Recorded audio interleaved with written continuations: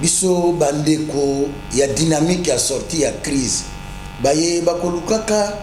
ndenge nini tokobima nzela pona mikakatano niye mizali na mboka na biso awa tomoni ke toleki le 24 janvier d'abord 2022 pe toyebi ke ndeko Félix Tshisekedi basalaki passation ya pouvoir na le 24 janvier 2019 lelo esali mibumi sato yango tosanganaki pona to manyola tomoni ke ndenge ezalaki liboso na sika mboka ekoti lisusu na mbilinga yango tolobi ezali biso moko te na ye moko mwana mboka président Félix Tshisekedi alobi mboka ese ekufa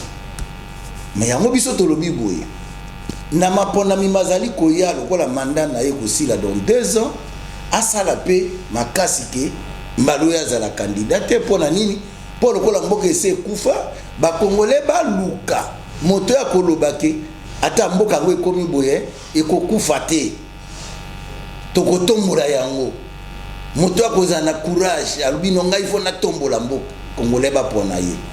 po ye lokola lobi moya ko bongisa su pona ye ekozala te asilisa mandat na ye bongo toluka moto yo après 2023 oyo akosima mboka po atombola mboka oyo ekufa ya mibale tokutanaki su pona koloba biso tozali kobete sete pona seni ezala kaka seni consensuel pe tobeti lisu sete na makambo elekaki na Lumbashi tomoni marche esalami bongo ndenge police asalaki pona kobete bato na ba député na baka ezalaka te to condamner yango. Ça c'est la dictature. To condamner pe mono ya lucha mumbere bakay ko bomaye pamba to condamner yango ezali pouvoir dictatorial mais ya motuya to annoncer na bana mboka ke lelo to kutanaki pona to lobake biso bayi disok to koti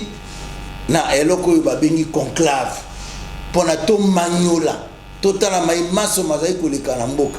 poke na mikolo mizai koya to ebisa na bayi mboka ndenge nini biso tomoni ke mboka ikoki kotambola na kati ya biso nyonso tolobaka te ke oh no ezai no inyo ekozala pona intérêt ya peuple nde biso tolingi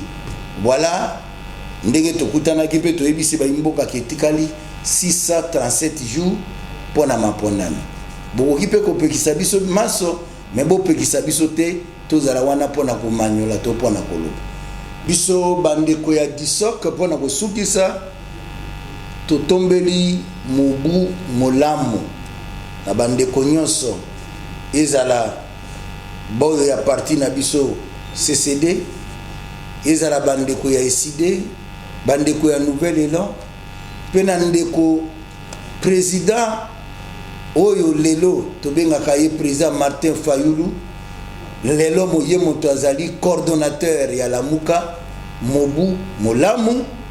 pe awazo kende na Équateur mingi na mboka lisala